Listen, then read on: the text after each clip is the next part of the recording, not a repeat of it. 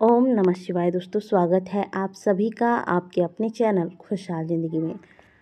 दोस्तों आज के वीडियो में हम बात करेंगे जन्माष्टमी के दिन किए जाने वाले 9 बहुत ही महत्वपूर्ण कार्यों के बारे में। वो 9 कार्य जो कि बिल्कुल भी साधारण नहीं हैं, जो ज्ञानी पुरुष होते हैं या फिर यूँ कहें कि जो भाग्यशाली व्यक्ति होते हैं वही जन्माष्टमी के दिन इन 9 कार्यों को कर पाते हैं। आज के वीडियो को बिल्कुल ध्यानपूर्वक सुनिएगा, क्योंकि ये जो 9 कार्य हम आपको बताने वाले हैं ये 100% आपकी समस्याओं का निवारण करने वाला है। दोस्तों हमारे हिंदू धर्म में महाशिवरात्रि तथा जन्माष्टमी ये दोनों व्रत बहुत ही महत्वपूर्ण माना जाता है। जन्माष्टमी को हम सभी भगवान श्री कृष्ण के जन्मोत्सव के रूप में मनाते हैं। पूरे साल भर में एक बार ही जन्माष्टमी का यह त्योहार आता है और इस दिन यदि आप इस व्रत को धारण करते हैं तो आपको पूरे साल भर किए गए पूजा पाठ जप तप हवन इत्यादि का फल प्राप्त होता है। दोस्तों वैसे तो हमारे शास्त्रों में लिखा हुआ है कि जन्माष्टमी का व्रत निर्जला रखना चाहिए, लेकिन यदि शारीरिक क्षमता नहीं है, कोई शारीरिक कष्ट है या गर्भवती महिलाएं हैं, ऐसे में आप अपने स्वास्थ्य का ध्यान रखते हुए जन्माष्टमी पर निर्जला व्रत धारण नहीं कर पाते हैं, तो ऐसे में वो कौन से कार्य हैं जो जन्माष्टमी के दिन यदि आप करते हैं तो आपका जीवन धन्य हो जाता है। तो चलिए जानते हैं कि वो कौन से 9 कार्य हैं। सबसे पहला कार्य जो आपको जन्माष्टमी के दिन करना है वो हमने जैसे कि आपको पहले बताया कि जन्माष्टमी का जो व्रत है वह पूरे साल भर में एक बार ही आता है और इस व्रत को धारण करने से पूरे साल भर का पूजा पाठ जब व्रत इत्यादि का फल प्राप्त होता है। तो इस फल की प्राप्ति के लिए आपको इस दिन व्रत धारण करना चाहिए। लेकिन किसी कारणवश यदि आप इस व्रत को धारण नहीं कर पाते हैं तो आज के दिन आप इस व्रत को मानसिक रूप से करें। पूरे दिन पूरे रात केवल मन में आप भगवान का चिंतन करें, मन में भगवान का जाप करें, क्योंकि शारीरिक संकल्प से मन का संकल्प ज़्यादा दृढ़ माना जाता है।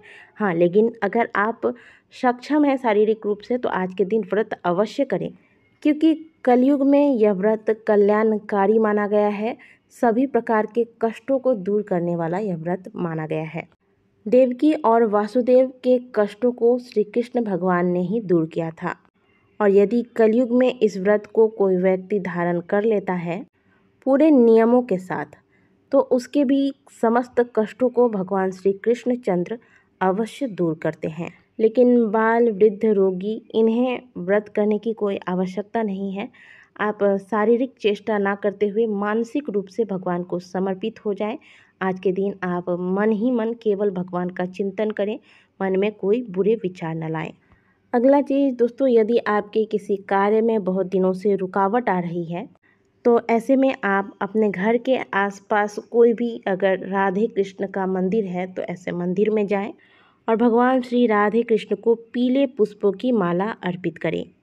भगवान श्री कृष्ण को पीले रंग विशेष रूप से प्रिय हैं और आज के दिन भगवान को जो वस्त्र पहना जाते हैं, जो पुष्प इत्यादि अर्पित किए जाते हैं, वह विशेष रूप से पीले रंग के रखे जाते हैं। अगली चीज़ है दोस्तों तुलसी के पत्तियों की माला। तुलसी को भगवान श्री कृष्ण ने अपने हृदय में स्थान दिया है।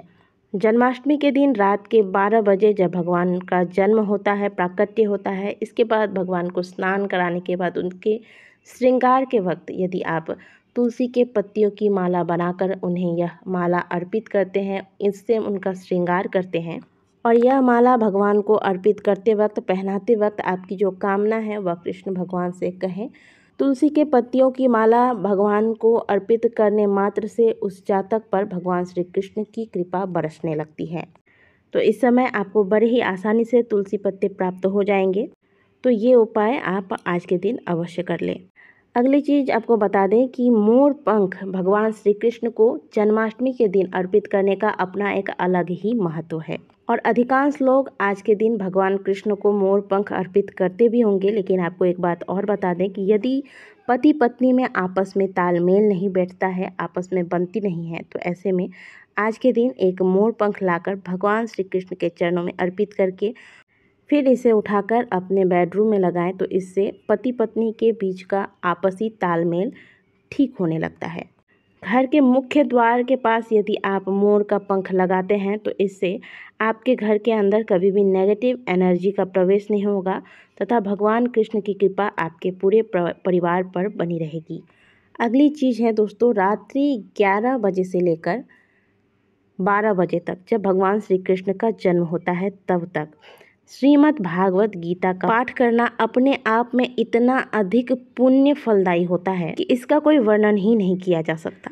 तो भगवान श्री कृष्ण की कृपा प्राप्त करने के लिए आज के दिन आप रात्रि 11 बजे से लेकर भगवान श्री कृष्ण के जन्म होने के बाद तक यदि श्रीमद् भागवत गीता का पाठ करते हैं तो इससे आपको इतना अधिक पुण्य फल की प्राप्ति होती है जो कि कभी समाप्त ही नहीं होता, यानी कि अक्षय फल की प्राप्ति होती है। और इसका वर्णन नीति शास्त्र में किया गया है। और हर हिंदू घरों में श्रीमद् भागवत गीता का होना अत्यंत आवश्यक है। आपके घर में यदि नहीं है तो आज के दिन इन्हें अवश्य लाएं और लाकर इन्हें अपने घर में विराजमान कराएं।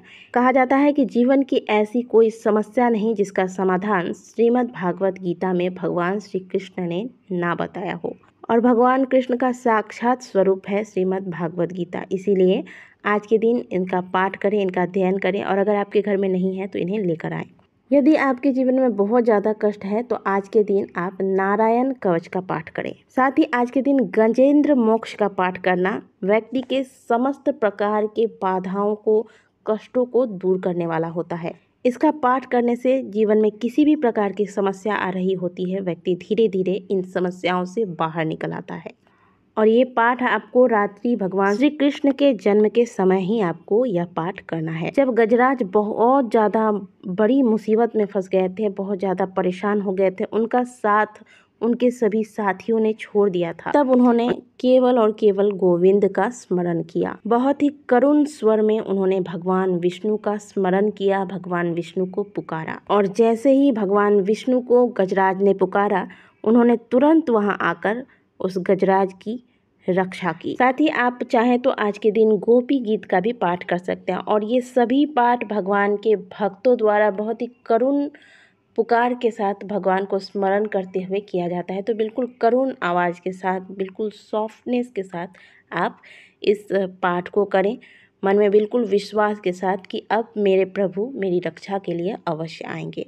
इस प्रकार की भावना के साथ आप यह पाठ आज के दिन करें। आज के दिन रात के 12 बजे जब भगवान का जन्म होता है, इसके बाद पंचामृत से भगवान का अभिषेक करना, सुगंधित द्रव्यों के द्वारा भगवान का अभिषेक करने से अपना अलग ही लाभ प्राप्त होता है। यदि लड्डू गोपाल जी हैं तो उनका अभिषेक करें, या फिर भगवान विष्णु का कोई भी रूप है जिनको आप मूर्ति रूप में पूजते हैं, अगर विष्णु भगवान की मूर्ति आपके पास है, राधे गोविंद की मूर्ति है, तो आप इनका अभिषेक करें।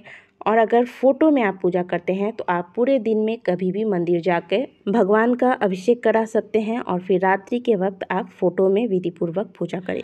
और हमारे कन्हैया की बात हो, माखन मिश्री का नाम ना आए ऐसा हो नहीं सकता। भगवान कृष्ण को आज के दिन माखन मिश्री का भोग अवश्य लगाएं। आप 56 भोग लगाएं या ना लगाएं, लेकिन माखन मिश्री कन्हैया के सामने तुलसी के पत्ते रखते हुए अवश्य अर्पित करें। व्यक्ति को जन्म जन्मांतर के पुण्य फलों की प्राप्ति होती है। 12 बजे के बाद जब भगवान की आप पूजा करते हैं, इसके बाद धनिये की पंजीरी का भोग लगाएं।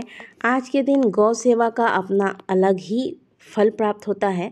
तो आज के दिन किसी भी गौशाला में जाएं, गायों की सेवा करें, गायों को चारा खिलाएं, गाय के लिए कुछ भोजन लेकर जाएं, गुड़ रोटी लेकर जाएं, या फिर कुछ भी दान इत्यादि गाय के निमित्त करें। और कुछ नहीं कर सकते तो आपके घर के बाहर जो गौ माता आती है प्रतिदिन, उन्हें तो एक गुड़ रोटी आप आज के दिन अवश्य ही खिलाएं। गोपाल भगवान के प्रिय थी गौ माता, और गौ माता की सेवा करके आप गोपाल की कृपा की भागी बन जाएंगे।